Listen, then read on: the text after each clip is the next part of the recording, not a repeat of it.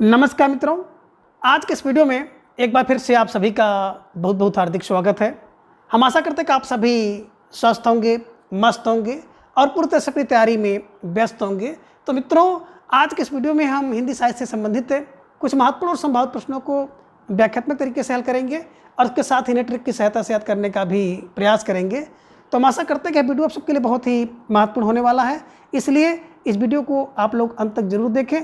Channel पर नए हैं तो चैनल को सब्सक्राइब कर लें और उसके साथ ही अगर आपको थोड़ा सा भी उचित लगे तो इस वीडियो को अपने जो परिचित लोग हैं उनके पास भी शेयर करें। तो जैसा कि स्क्रीन पर आप देख पा रहे हैं, बीपीएससी मॉडल पेपर हिंदी साहित्य, और आज की इस प्रस्तुति का पहला प्रश्न है कि साहित्य अपने व्यापक अर्थ में मानव जीवन की गंभीर व्याख्या है, यह कथन किसका है? आपको जवाब देना है। विकल्प आपके सामने हैं, तो धीरे धीरे ढेर सारे भाई बहनों का जवाब भी आगे। अक्सर विकल्प सी को लॉक किया जाए। विकल्प सी सुमित्रा नंदन पंत इज राइट आंसर, बिल्कुल सही जवाब। बेहद सुंदर तैयारी आप सबके यहाँ पर दिख रही है। कैसे इसको दिमाग में बैठाना है? तो देखिए, साहित्य अपने व्यापक अर्थ में मानव जीवन की गंभीर व्याख्या, मानव जीवन की गंभीर व्याख्या कौन? बोले सुमित्रा के नंदन करते हैं। तो मानव जीवन की गंभीर व्याख्या सुमित्रा नंदन पंत, ध्यान में रख लीजिएगा और इसको स्टार लगाकर ऐसे अपने दिमाग में रख लीजिएगा। प्रश्न संख्या 2 है कि उज्जवल निर्मणी कृति किसकी है? आपको जवाब देना है। प्यारा सा प्रश्न आपके स्क्रीन पर है, कई बार परीक्षा में पूछा गया है, तो ढेर सारे भाई बहनों का जवाब भी आगे। विकल्प सी को लॉक किया जाए। विकल्प C Rupnarayan Goswami is right answer, है ना, बिल्कुल सही जवाब। कैसे इसको दिमाग में बैठाना है? तो देखिए, उज्जवल निर्मणी क्या है? बोले उज्जवल निर्मणी रूप है किसका? नारायण गोस्वामी का। तो उज्जवल निर्मणी रूप किसका है? नारायण का है। तो ध्यान में रख लीजिएगा कि उज्जवल निर्मणी कृति किसकी है? रूप नारायण की है। तो उज्जवल निर्मणी रूप है नारायण का, नारायण गोस्वामी को ध्यान में रख लीजिएगा। ठीक है, चलिए। प्रश्न संख्या 3 है कि निम्न में से असंगत विकल्प कौन सा है? इनमें एक विकल्प असंगत है, उसी का चयन आपको करना है। तो धीरे धीरे ढेर सारे भाई बहनों का जवाब भी आगे। विकल्प सी को लॉक किया जाए। रीत संप्रदाय, है ना, रीत संप्रदाय को जो प्रवर्तक कुंतक नहीं बल्कि वामन है। मैंने आपको बताया था कि वामन की रीति है, वामन की रीति है। रस सिद्धांत भरत का है। अलंकार मामा करते हैं। औचित्य विचार करके क्षमा करिए, तो क्षमा को आप क्षेमेंद्र से जोड़ लीजिएगा और बिल्कुल इसको एज इट याद कर लीजिएगा। निश्चित रूप से यहाँ से प्रश्न आपकी परीक्षा में पूछा जाता है। ठीक है, चलिए। प्रश्न संख्या 4 है कि प्रकृत प्रकाश के रचनाकार कौन है? आपको जवाब देना है। प्यारा सा प्रश्न है, तो थोड़ा सा सोच समझ कर जवाब दीजिएगा और धीरे धीरे ढेर सारे भाई बहनों का जवाब भी आगे। विकल्प डी को लॉक किया जाए। विकल्प डी बर रुचि इज राइट आंसर, है ना। देखिए, प्रकृति में प्रकाश कौन करता है? जिसके बर रुचि, जो बर में रुचि रखेगा ना, बर में रुचि रखेगा वही प्रकृति पर प्रकाश करेगा। ध्यान में इसको बिल्कुल आप दिमाग में रख लीजिएगा। ठीक है ना। इसी से मिलती जुलती एक रचना है प्रकृत पैंगलम। तो प्रकृत पैंगलम लक्ष्मीधर का है, ये ध्यान में रखिएगा, और उसकी टीका जो है बंशीधर ने किया है, ये ध्यान में रख लीजिएगा। ठीक है, तो इसको आपको ध्यान में रखना होगा। ठीक है, चलिए। अब प्रश्न संख्या 5 है कि गोरख जगायो जोग भगत भगायो लोग पंक्ति किसकी है? आपको जवाब देना है। विकल्प आपके स्क्रीन पर बिल्कुल दिख रहा है और ढेर सारे भाई बहनों का जवाब भी आ गया कि गोरख जगायो जोग और भगत भगायो लोग। तो देखिए, गोरख भगायो जोग, तो गोरख तो बिल्कुल नहीं होंगे, ये ध्यान में आप रख लीजिएगा। फिर कौन है? गोरख जगायो जोग भगत भगाए लोग। तो गोरख ने जोग जगाया, भगत को लोग ने भगाया। विकल्प B Tulsidas is right answer, है ना। जिन भाई बहनों ने विकल्प बी का चुनाव किया था, बिल्कुल सही जवाब। बेहद सुंदर तैयारी आप सबके यहाँ पर दिख रही है ना। कैसे दिमाग में बैठाना है? तो देखिए, गोरख जब जगाएंगे और भक्ति भगाएंगे तो तुलसी आएंगे। तो गोरख जगायो और तुलसी भगायो, है ना। गोरख जगायो तुलसी भगत भगायो, ये ध्यान में रख लीजिएगा। ठीक है ना। तो गोरख जगायो तुलसी भगायो, तुलसी भगायो, ऐसा दिमाग में रख लीजिएगा। उसको दिमाग में रख लीजिएगा कि गोरख जगायो तुलसी भगायो। ठीक है, चलिए। प्रश्न संख्या 6 है कि विद्यापति ने कीर्तिलता को किस संवाद के रूप में लिखा है? आपको जवाब देना है। विकल्प आपके सामने है। प्यारा सा प्रश्न है, परीक्षा में पूछा गया है और धीरे धीरे ढेर सारे भाई बहनों का जवाब आ गया कि जो लता होती है, लता में कौन होते हैं? तो बिल्कुल लता के अंदर भृंग और भृंगी होते हैं, भंवरा और भ्रमरी होते हैं। तो लता में भंवरा और भ्रमरी होते हैं, तो कीर्तिलता का जो संवाद लिखा जाएगा भृंग और भृंगी संवाद के रूप में लिखा जाएगा, है ना। यहाँ पे देखिए, एक और आप देख रहे हैं सुख और सुखी। सुख और सुखी मैंने आपको बताया था कि पृथ्वी पर रहते हैं। तो पृथ्वी का मतलब हो गया पृथ्वीराज रासो की जो रचना की गई है वो सुख और सुखी संवाद में की गई है। ठीक है, ये ध्यान में आप रख लीजिएगा। ठीक है, चलिए। प्रश्न के साथ है कि जैमिनी पुराण के लेखक कौन हैं? आपको जवाब देना है। प्यारा सा प्रश्न आप सबके स्क्रीन पर है कि जैमिनी पुराण के लेखक कौन हैं, और धीरे धीरे ढेर सारे भाई बहनों का जवाब भी आ गया। सर विकल्प सी को लॉक किया जाए। पुरुषोत्तम दास इज राइट आंसर, है ना। देखिए जैमिनी पुराण कौन लिख सकता है? देखिए पुराण और जैमिनी पुराण लिखने वाला व्यक्ति जो पुरुषों में उत्तम होगा ना, वही जैमिनी पुराण लिख सकता है। तो पुरुषों में उत्तम मतलब पुरुषोत्तम दास को ध्यान में रख लीजिएगा। और जैमिनी पुराण किसने लिखा? तो जो पुरुषों में उत्तम थे पुरुषोत्तम दास, उन्होंने जैमिनी पुराण लिखा है, ध्यान में रखिएगा। ठीक है, चलिए प्रश्न क्या 8 है, कामायनी भास किसकी कृति है? आपको जवाब देना है। प्यारा सा प्रश्न आप सबके स्क्रीन पर है, और उतना ही सुंदर जवाब आप सबका आगे अक्सर विकल्प सी को लॉक किया जाए। विकल्प सी द्वारिका प्रसाद सक्सेना इज राइट आंसर, है ना। कामायनी की भास, है ना, कामायनी की भास द्वारिका प्रसाद। द्वारिका प्रसाद क्या करते हैं? कामायनी की भास लिखते हैं। यहाँ पे देखिए प्रसार आपको दिख रहा है, प्रसार को प्रसाद कर लीजिएगा। ठीक है, चलिए प्रश्न क्या 9 है कि मानस की टीका किसने की है? आपको जवाब देना है। प्यारा सा प्रश्न है और परीक्षा में पूछा गया है, तो ढेर सारे भाई बहनों ने जवाब भी दे दिया। अक्सर विकल्प डी को लॉक किया जाए। लाला भगवान दीन इज राइट आंसर। देखिए मानस की टीका कोई ऐसा वैसा व्यक्ति नहीं कर सकता है, लाला भगवान दीन ही कर सकते हैं। तो मानस की टीका लाला भगवान दीन कर सकते हैं, लाला भगवान दीन ने किया है, ध्यान में आपको रखना होगा। ठीक है, चलिए प्रश्न का 10 है, कथा संस्कृत किसकी कृति है? प्यारा सा प्रश्न है और नया प्रश्न है, कथा संस्कृत किसकी कृति है? आपको जवाब देना है। विकल्प आपके सामने है, और ये प्रश्न बिल्कुल आपके जवाब के लिए आपके स्क्रीन पर ठहरा हुआ है, और आप सबका जवाब भी आ गया कि कथा संस्कृति तो हम लोग कमलेश्वर की सुनते हैं, है ना। कथा संस्कृति कमलेश्वर की, तो कमलेश्वर फॉर कमलेश्वर को ध्यान में रख लीजिएगा कि कथा संस्कृति कमलेश्वर की। ठीक है, चलिए प्रश्न संख्या 11 है कि देवसेना देवकी विजया और अनंत देवी किस नाटक की पात्रा हैं? आपको जवाब देना है। यहाँ पे एक बिंदी लगा लीजिएगा, अनंत देवी, है ना, किस नाटक की पात्रा है? आपको जवाब देना है। प्यारा सा प्रश्न आप सबकी स्क्रीन पर है, और परीक्षा में पूछा जाता है, तो ढेर सारे भाई बहनों का जवाब भी आ गया कि सर देवसेना देवकी और विजया अंत में क्या हो जाती हैं? अंत में गुप्त हो जाती हैं। एक अंत में गुप्त हो जाती हैं, और कहाँ गुप्त होती हैं? स्कंद में गुप्त हो जाती हैं। तो देवसेना को देखकर लोग गुप्त हो गए, विजयी को देख करके लोग गुप्त हो गए, देवकी को देख करके होते हैं, और अंत में लोग क्या होते हैं? स्कंद गुप्त हो जाते हैं। तो स्कंद में गुप्त हो जाते हैं, तो स्कंद में गुप्त माने स्कंद गुप्त को ध्यान में रख लीजिएगा। ठीक है, चलिए प्रश्न संख्या 12 है कि लबड़ धो धो किसका नाटक है? प्यारा सा प्रश्न आपकी स्क्रीन पर आ गया कि लबड़ धो धो किसका नाटक है? आपको जवाब देना है, और ढेर सारे भाई बहनों का जवाब भी आ गया कि लबड़ धो धो विकल्प भी बद्रीनाथ भट्ट, है ना। और मैंने आपको बताया था कि बदरी में लबड़ी धो लेते हैं। लबड़ी, कीचड़ को लबड़ी कहते हैं गांव समाज में, है ना। जब बदरी का समय होता है तो बिल्कुल पैर में कीचड़ लग जाते हैं, और कीचड़ इतनी जो है ज़्यादा मात्रा में लग जाते हैं कि बिल्कुल उसको लबड़ी कहते हैं। तो लबड़ धो लो कब? बदरी, जब बदरी हो जाए तो बदरी में लबड़ धो लो, लबड़ धो दो बद्रीनाथ भट्ट को ध्यान में आप रख लीजिएगा। ठीक है, चलिए प्रश्न का 13 है कि यह कथा ज्योत की है अंधों के माध्यम से पंक्ति किस नाटक की है? यह कथा ज्योत की है अंधों के माध्यम से पंक्ति किस नाटक की है? आपको जवाब देना है प्रश्न संख्या 13 का, और प्रश्न संख्या 13 आपके स्क्रीन पर बिल्कुल आपके जवाब की प्रतीक्षा में। धीरे धीरे ढेर सारे भाई बहनों का जवाब भी आ गया कि सर विकल्प बी को लॉक किया जाए। अंधा युग इज राइट आंसर, है ना। अंधे के माध्यम से अंधा युग चलेगा, अंधों के माध्यम से ज्योति मिलेगी ना, तो अंधे युग में मिलेगी, तो अंधा युग को ध्यान में रख लीजिएगा। ठीक है, चलिए प्रश्न संख्या 14 है कि राग रत्नाकर किसका ग्रंथ है? प्यारा सा प्रश्न आपके स्क्रीन पर, आसान सा जवाब आपको देना है कि राग रत्नाकर किसकी रचना है, और धीरे धीरे ढेर सारे भाई बहनों का जवाब भी आ गया। सिर्फ विकल्प बी को लॉक किया जाए, देव का, है ना। राग रत्नाकर देव के हैं, तो देव के राग रत्नाकर, और राग रत्नाकर किसके? बोले देव के। ठीक है, चलिए प्रश्न संख्या 15 है कि मतीराम ने फूल मंजरी की रचना किसके आश्रय में की? आपको जवाब देना है। प्यारा सा प्रश्न आपके स्क्रीन पर है कि फूल मंजरी की रचना जो मतीराम जी ने किस राजा के आश्रय में किया था?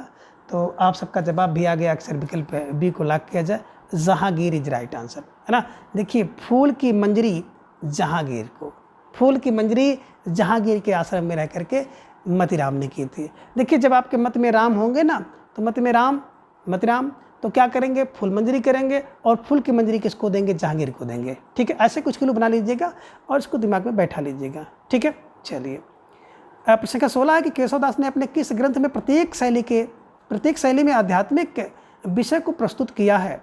आपको जवाब देना है। प्यारा सा प्रश्न आपके स्क्रीन पर है कि केशवदास ने अपने किस ग्रंथ में प्रत्येक शैली में आध्यात्मिक विषयों को प्रस्तुत किया है? और आप सबका जवाब भी आ गया कि सर जो विज्ञान की गीता होगी ना, तो विज्ञान गीता है ना, विज्ञान गीता में आध्यात्मिक विषयों को प्रस्तुत किया है किसने? केशवदास ने। ये ध्यान में आप रख लीजिएगा और इसको ऐसे ही रट्टा लगा लीजिएगा। बात करें रसिक प्रिया में, तो नवरसों का निरूपण किया गया है। कवि प्रिया मैंने आपको बताया था, कवि को प्रिय है अलंकार, तो कवि प्रिया में अलंकार का वर्णन है। और छंदमाला, जैसे कि नाम से ही पता है कि छंदों का निरूपण इसमें किया गया है। और आपके पास विकल्प बचता है केवल और केवल डी, विज्ञान गीता। और इसी विज्ञान गीता में केशवदास जी ने आध्यात्मिक विषयों को प्रस्तुत किया है ना। ठीक है, चलिए अब प्रश्न का 17 है कि बेनी नामक कवि रीतकाल में हुए, यानी कि बेनी नामक कितने कवि, बेनी नामक कवि रीतकाल में कुल कितने हुए हैं। अब आपको जवाब देना है कितने कवि बेनी नाम से रीतकाल में हुए थे। विकल्प आपके सामने है और ढेर सारे भाई बहनों ने बिल्कुल इस प्रश्न का जवाब भी दे दिया कि विकल्प 3 को लॉक किया जाए। विकल्प सी 3 इज राइट आंसर, है ना। बेनी नामक रीतकाल में कुल 3 कवि हुए थे, बेनी वाजपेयी, बेनी बंदीजन और बेनी प्रवीण। ये ध्यान में रख लीजिएगा कि एक तो वाजपेयी, दूसरे बंदीजन और तीसरे प्रवीण थे। तो बेनी वाजपेयी, बेनी बंदीजन, बेनी प्रवीण। ठीक है, ये ध्यान में रख लीजिएगा। छोटा सा प्रश्न है लेकिन मोस्ट इंपॉर्टेंट प्रश्न है, हो सकता है कि आपके परीक्षा में प्रश्न पूछ ले। ठीक है, चलिए अब प्रश्न 18 है, घनानंद का कौन सा ग्रंथ फारसी छंद में रचित है। ये लीजिए, प्यारा सा प्रश्न आपके स्क्रीन पर आ गया। घनानंद का कौन सा जो ग्रंथ है फारसी में रचित है, आपको जवाब देना है। और ढेर सारे भाई बहनों का जवाब भी आ गया कि सर विकल्प सी को लॉक किया जाए, विरह लीला इज राइट आंसर, है ना। देखिए बिल्कुल, जब किसी व्यक्ति की विरह हो जाता है किसी से, और विरह में व्यक्ति क्या करता है, फारसी भूखने लगता है ना। कभी कभी देखते होंगे कि कोई प्रेमी है और प्रेमिका को अलग कर दिया गया, या प्रेमिका को प्रेमी से और प्रेमी को प्रेमिका से अलग कर दिया जाता है, तो विरह लीला होती है। और उस विरह लीला में लोग क्या करते हैं, एक दूसरे को फारसी छंद भुगते हैं। तो ये ध्यान में रख लीजिएगा। ठीक है, चलिए अब प्रश्न संख्या 19 है कि भांति अनेक प्रीत जगमाही, सबहि सरस को घट नाही, पंक्ति किसकी है। आपको जवाब देना है। प्यारा सा प्रश्न आपकी स्क्रीन पर है और ढेर सारे भाई बहनों का जवाब आ गया कि सर विकल्प बी को लॉक किया जाए। विकल्प B Bodha is right answer, है ना। भांति अनेक प्रीत जगमाही, संसार में अनेक प्रकार से प्रीति या प्रेम है, और सब ही सरस को घट नाही, है ना। तो इसका बोध होता है कि भांति अनेक प्रीत जगमाही, है ना। भांति अनेक प्रीत जगमाही, अनेक प्रकार की प्रीति संसार में है, तो इसका बोध होता है। और जब बोध होगा तो इसके जो कवि होंगे बोधा होंगे। ध्यान में रखिएगा कि भांति अनेक प्रीत जगमाही, बोध कराही बोधा। ठीक है, चलिए प्रश्न का 20 है कि रसनिधि का पूरा नाम क्या है। ये लीजिए, प्यारा सा प्रश्न। और इस तरह से प्रश्न है तो पूर्व की जो परीक्षा का पैटर्न था, प्रश्न पूछे जाते थे। हालांकि अब इनकी संख्या कम हो गई है, लेकिन बिल्कुल नगण्य नहीं हुई है ना। तो रसनिधि का पूरा नाम क्या था, आपको जवाब देना है। और मैंने आपको इसको क्लू से बताया था कि पृथ्वी पर रस की निधि है, यानी कि पृथ्वी सिंह को रसनिधि नाम से जाना जाता था। ये ध्यान में आपको रखना है। Prithvi Singh is right answer. ठीक है, चलिए प्रश्न संख्या 21 है, कहाँ गए करुणानिधि सोए, पंक्ति किसकी है। आपको जवाब देना है, कहाँ गए करुणानिधि सोए, है ना। तो कहाँ करुणानिधि केशव सोए, पंक्ति किसकी है, आपको जवाब देना था। और ढेर सारे भाई बहनों का जवाब भी आ गया कि कहाँ करुणानिधि केशव सोए, बोले कि भारत में जाके देखो वही सोए होंगे। तो कहाँ करुणानिधि केशव सोए थे, कहाँ करुणानिधि केशव का जन्म हुआ था, भारत में हुआ था। तो भारत फार भारतेंद्र को ध्यान में रखिएगा और बिल्कुल इसको YGT याद कर लीजिएगा। और करुणानिधि, कहाँ करुणानिधि केशव जब आ जाए तो केशव को बिल्कुल पहले क्रॉस कर लीजिएगा, केशवदास के नहीं है। ठीक है, चलिए अब प्रश्न संख्या 22 है कि वर्तमान रहस्यवाद की धारा भारत की निजी संपत्ति है, इसमें संदेह नहीं। कथन किसका है, वर्तमान रहस्यवाद की धारा भारत की निजी संपत्ति है। तो रहस्यवाद भारत की निजी संपत्ति है, इसमें कोई संदेह नहीं है। किसकी पंक्ति है, और आपका जवाब आ गया कि जयशंकर प्रसाद, है ना। देखिए, जब रहस्यवाद की धारा कोई निजी संपत्ति हो, कोई संदेह ना हो, तो इसमें जब कोई संदेह नहीं होगा तो जयशंकर का नारा लग जाएगा, है ना। जब इसमें कोई संदेह ना हो तो जयशंकर। ठीक है, चलिए प्रश्न संख्या 23 है कि निम्न में कवि कुंवर नारायण की रचना कौन सी है। आपको जवाब देना है। और धीरे धीरे ढेर सारे भाई बहनों का जवाब भी उमड़ कर आ गया कि सर विकल्प बी को लॉक किया जाए। आमने सामने इज राइट आंसर, है ना।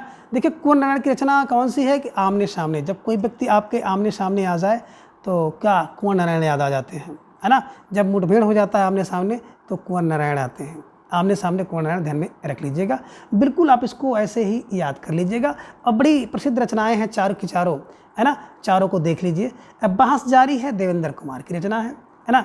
आमने सामने भी आपने देखा कुंवर नारायण की है। एक दिन पेड़ बोलेंगे जब जोश में आ जाएंगे, है ना। जब राजेश जोश में आ जाएंगे तो एक दिन पेड़ बोलेंगे। तो जोश फार राजेश जोशी को ध्यान में रख लीजिएगा।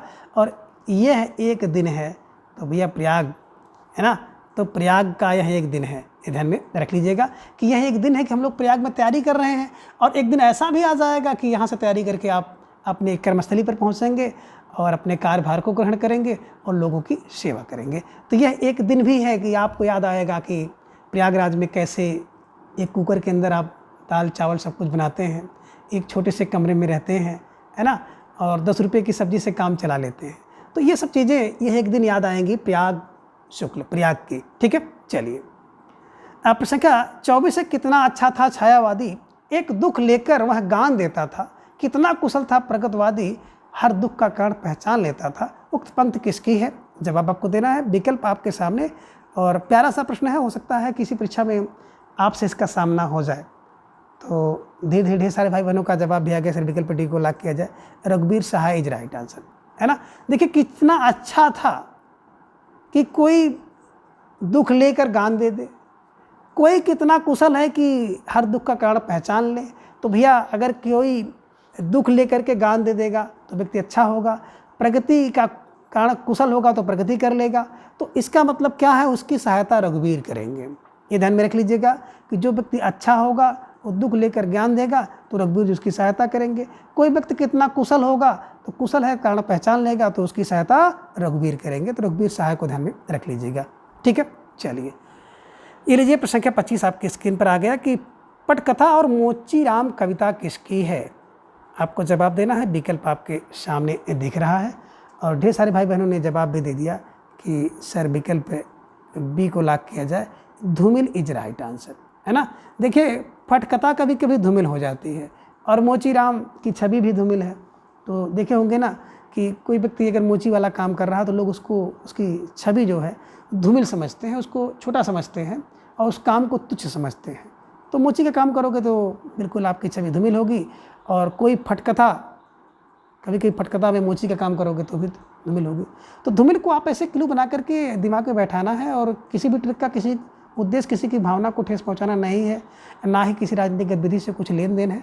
बस आपको आसानी से हमेशा के लिए आपके दिमाग में बैठ जाए, एकमात्र उद्देश्य है। और ढेर सारे भाई बहनों को पसंद भी आ रहा है, ठीक है। चलिए प्रश्न संख्या 26 है कि लोक के हृदय में लीन होने की दशा का नाम रस है, यह उक्ति किसकी है ना। कि लोक हृदय में लीन होने की दशा का नाम रस है। तो लोक हृदय में लीन हो जाए तो रस हो जाए तो भैया तो रामचंद्र हैं, है ना। लोक के हृदय में आपने देखा होगा कि रामचंद्र क्या हो जाते हैं, लीन हो जाते हैं। सब लोग अपने हृदय में राम जी को बसाए हुए हैं। तो लोक हृदय में कौन लीन है? बोले सर राम जी लीन है। लोक हृदय में रस और रस में राम है। तो रामचंद्र शुक्ल जी को ध्यान में रखिएगा और ऐसे बैठा लीजिएगा कि राम आएंगे तो, है ना। तो ये सारी चीज़ें आप दिमाग में रख लीजिएगा, ठीक है। चलिए प्रश्न संख्या 27 है कि निम्न में से रस के अवयव किस विकल्प में हैं? आपको जवाब देना है, थोड़ा देख करके इसका जवाब आप दीजिए, है ना। थोड़ा सा विचार कीजिए, ढूंढिए और चयन कीजिए। ढेर सारे भाई बहनों का जवाब भी आ गया, सिर्फ विकल्प सी को लॉक किया जाए। विभाव, अनुभाव, संचारी भाव और अस्थायी भाव, है ना। तो ये रस के अवयव हैं, विकल्प सी इज राइट आंसर। प्रश्न संख्या 28 है किस आलोचक के अनुसार साधारणीकरण कवि की अनुभूति का होता है? ये आपको जवाब देना है कि कवि की अनुभूति का साधारणीकरण किस आचार्य ने माना है। तो ढेर सारे भाई बहनों का जवाब भी आ गया कि देखिए कवि की अनुभूति का साधारणीकरण डॉक्टर करता है। कवि की अनुभूति डॉक्टर करते हैं। तो डॉक्टर नागेंद्र जी को मैं हमेशा डॉक्टर कहता हूँ। तो बस आपको ये बैठाना है कि कवि की अनुभूति का साधारणीकरण डॉक्टर ही कर सकता है। जो डॉक्टर होगा, जानकार व्यक्ति होगा, वो कवि की जो अनुभूति है उसका साधारणीकरण कर सकता है। ध्यान में रख लीजिएगा, एक क्लू बना लीजिएगा ना कि जब कोई कवि किसी चीज़ को रचेगा, कोई कविता बनाएगा, तो उसका साधारणीकरण कौन, जो डॉक्टर टाइप के लोग होंगे, PhD वगैरह किए होंगे, जानकार होंगे, पढ़े लिखे होंगे, वही उसका साधारणीकरण कर सकते हैं। तो ऐसे क्लू बनाना लीजिएगा, ठीक है। चलिए, अब प्रश्न क्या 29 है कि श्रृंगार को मूल रस किस आचार्य ने माना है? श्रृंगार को मूल रस किस आचार्य ने माना? जवाब आप दीजिए। प्रश्न क्या 29 का विकल्प आपके सामने है और ढेर सारे भाई बहनों का जवाब भी आ गया कि विकल्प सी भोज इज राइट आंसर, है ना। देखिए, जब श्रृंगार का मूल क्या है कि भोज देना पड़ता है। देखे होंगे ना, जब किसी का शादी विवाह होता है, बहू आती है, तो लोग भोज देते हैं। तो बस दिमाग में रख लीजिएगा, श्रृंगार का मूल क्या है कि भोज देना पड़ेगा। तो भोज देना पड़ेगा मतलब भोज जी ने श्रृंगार को मूल माना है, ठीक है। चलिए, अब प्रश्न का 30 है कि रस का विरोध किस आचार्य ने किया? आपको जवाब देना है। प्यारा सा प्रश्न है और इसकी चर्चा 1-2 बार और भी हो चुकी है। तो अब आपको जवाब देना है प्रश्न संख्या 30 का। और ढेर सारे भाई बहनों ने जवाब भी दे दिया कि रस का विरोध है ना, बिल्कुल मामा लोग करते हैं। मामा फार भामा को ध्यान में रख लीजिएगा, ठीक है। चलिए, अब प्रश्न संख्या 31 है कि साहित्य दर्पण की बिमला नामक टीका किसने लिखी? है ना, साहित्य दर्पण की बिमला नामक टीका किसने लिखी है? अब आपको जवाब देना है। साहित्य का दर्पण पूरा विश्व देखता है, विश्वनाथ जी की रचना है। उसकी टीका बिमला शीर्षक से किसने की है? बिमला नाम से किसने की है? अब प्रश्न ये है और आपको इसका जवाब देना है। तो ढेर सारे भाई बहनों का जवाब आ गया कि बिल्कुल Shaligram Shastri is right answer, है ना। देखिए, बिमला क्या होती है? बिमला नामक टीका जो है शालग्राम शास्त्री करते हैं, ध्यान में रख लीजिएगा, ठीक है। चलिए, अब प्रश्न संख्या 32 है कि कवि का सर्वप्रथम व्यवस्थित निरूपण किस आचार्य ने किया है? तो यहाँ पे आपको कर लेना है काव्य का, है ना। काव्य का कवि समय का सर्वप्रथम, ठीक है, सही है। कवि समय का सर्वप्रथम व्यवस्थित निरूपण किसने किया है? अब आपको जवाब दे रहा था और बिल्कुल जवाब आ गया। अक्सर विकल्प सी को ला किया जाए, राजशेखर इज राइट आंसर, है ना। सर्वप्रथम कवि समय का सर्वप्रथम सुव्यवस्थित निरूपण जो है राजशेखर जी ने किया है, ध्यान में रख लीजिएगा। प्रश्न संख्या 33 है कि निम्न में से किस रस को आचार्यों ने रसराज माना है? यानी कि रसराज कहा है। आपको जवाब देना है और ढेर सारे भाई बहनों का जवाब भी आ गया। अक्सर विकल्प सी को लाग किया जाए, विकल्प सी श्रृंगार रस इज राइट आंसर, है ना। बात करें श्रृंगार रस की, तो श्रृंगार रस को रसराज कहा जाता है। और क्यों कहा जाता है? क्योंकि श्रृंगार रस ही एक ऐसा रस है जिसमें सुख और दुख दोनों का अनुभव होता है। इस कारण से इसे रसराज यानी कि रसों का राजा कहते हैं। तो विकल्प सी इज राइट आंसर। प्रश्न संख्या 34 है कि रस की सर्वांगीण वैज्ञानिक व्याख्या किसने किया? रस की सर्वांगीण वैज्ञानिक व्याख्या किसने किया है? आपको जवाब देना है। विकल्प आपके सामने है। तो ढेर सारे भाई बहनों का जवाब आगे विकल्प डी को लाग किया जाए, विकल्प डी अभिनव गुप्त इज राइट आंसर, है ना। देखिए, रस की सर्वांगीण वैज्ञानिक व्याख्या कौन कर सकता है? जो अभिनव होगा, नया होगा, वही रस की सर्वांगीण व्याख्या कर सकता है। अब विकल्प डी को आप लोग बिल्कुल कंठस्थ कर लीजिए, ठीक है। चलिए, प्रश्न संख्या 35 है कि अनअलंकृति पुनः क्वापी उक्ति किसकी है? अब आपको जवाब देना है कि अनअलंकृति पुनः क्वापी उक्ति किसकी है? आपको जवाब देना है। प्रश्न संख्या 35 आपके स्क्रीन पर है और ढेर सारे भाई बहनों का जवाब भी हो गया कि विकल्प B Mammat is right answer, Mammat is right answer, है ना। अनअलंकृति पुनः क्वापी बोले मम, अनअलंकृति मम, मम फार मम्मट को ध्यान में रख लीजिएगा, ठीक है। चलिए, संख्या 36 है कि किस आचार्य ने समग्र अर्थालंकारों का उपमा का प्रपंच माना है? यानी किस आचार्य ने समग्र अलंकारों को उपमा का प्रपंच माना है? अब आपको जवाब देना है। उपमा का प्रपंच कौन मान सकता है? आपको जवाब देना है। तो ढेर सारे भाई बहनों का जवाब आ गया। अक्सर विकल्प बी को लाग किया जाए, बामन इज राइट आंसर, है ना। देखिए, एक क्लू बना लीजिएगा ना कि अर्थालंकारों का उपमा का प्रपंच कौन मान सकता है? बामन। बामन को ब्राह्मण से जोड़ लीजिएगा। तो प्रपंच कौन मान सकता है? बामन, ठीक है। चलिए, प्रश्न संख्या 37 है कि निम्न में से किस काव्य को अधम काव्य कहा जाता है? आपको जवाब देना है। प्रश्न संख्या 37 आप सबके स्क्रीन पर है। प्यारा सा प्रश्न है और थोड़ा सा हटकर प्रश्न है, इसलिए बड़े सावधानी से इसका जवाब आपको देना होगा। और ढेर सारे भाई बहनों ने जवाब भी दे दिया। अक्सर विकल्प बी को लाग किया जाए। अब विकल्प बी चित्र काव्य इज राइट आंसर, है ना। निम्न में से किस काव्य को अधम काव्य कहते हैं? तो जो चित्र काव्य है उस चित्र काव्य को अधम काव्य कहा जाता है, ध्यान में रख लीजिएगा, ठीक है। चलिए, प्रश्न संख्या 38 है कि यत्र तत् सर्वत्र किसकी कृति है? आपको जवाब देना है। यत्र तत् सर्वत्र किसकी कृति है? और ढेर सारे भाई बहनों का जवाब आ गया कि यत तत शरबत शरद, है ना, शरद आते हैं, शरद ऋतु हर जगह आती है और शरद में जोश आता है। तो अत सत तत शरबत शरद और शरद में जोश आता है, थोड़ा जोशी को ध्यान में रख लीजिएगा। ठीक है, चलिए अब प्रश्न संख्या 39 है कि चैत्या कविता संग्रह किसका है? आपको जवाब देना है, प्यारा सा प्रश्न है। और ढेर सारे भाई बहनों का जवाब आ गया कि चैता जो होता है ना वो नरेश मेहता का है। चैता नर में होता है, तो नर में नरेश मेहता, नर में नरेश मेहता ध्यान में रख लीजिएगा। ठीक है, चलिए अब प्रश्न संख्या 40 है कि तुलसी रसायन किसकी कृति है? तुलसी रसायन किसकी कृति है? जवाब आपको देना है, प्यारा सा प्रश्न है। और ढेर सारे भाई बहनों का जवाब भी आ गया कि तुलसी रसायन जो है ना वो बिल्कुल अगर ध्यान से देखेंगे तो तुलसी जो रसायन है वो भागीरथ मिश्र का होना था यहाँ पर। तो मेरे ख्याल से विकल्प में कहीं से त्रुटि हो गई है, तो बिल्कुल इस प्रश्न का जो विकल्प है वो रॉन्ग हो गया। यहाँ पे बना लीजिएगा विकल्प भी भागीरथ मिश्र, है ना। तुलसी रसायन भागीरथ मिश्र को ध्यान में रख लीजिएगा, है ना। तो तुलसी का रसायन कहाँ मिलेगा? बोले भागीरथ मिश्र। यानी कि जब भगीरथ प्रयत्न करोगे, परिश्रम करोगे, कोशिश करोगे तो आपको तुलसी का रसायन मिल जाएगा। यही बना लीजिएगा भागीरथ मिश्र, भगीरथ मिश्र। अब आपका जवाब जो होगा विकल्प भी हो जाएगा कि तुलसी रसायन भगीरथ मिश्र का। ठीक है, चलिए अब प्रश्न 41 है कि प्रेमचंद युग के सबसे अक्खड़ और बदनाम उपन्यासकार थे, किसने कहा? है ना, यानी कि प्रेमचंद अपने युग के कह सकते हो कि सबसे अक्खड़ और बदनाम उपन्यासकार थे, किसने कहा? और कौन कह सकता है बदनाम अक्खड़ ये सब, है ना। बिल्कुल विकल्प सी पांडे बेचन शर्मा उग्र इज राइट आंसर, है ना। देखिए जो व्यक्ति उग्र होगा तो उग्र व्यक्ति प्रेमचंद को भी अक्खड़ और बदनाम कह सकता है। तो ध्यान में रख लीजिएगा कि उग्र व्यक्ति जो होगा वो प्रेमचंद को सबसे अक्खड़ और बदनाम उपन्यास माना है। ठीक है, चलिए प्रश्न संख्या 42 है कि त्रयी कविता संग्रह किसका है? अब आपको जवाब देना है कि त्रयी कविता संग्रह किसका है।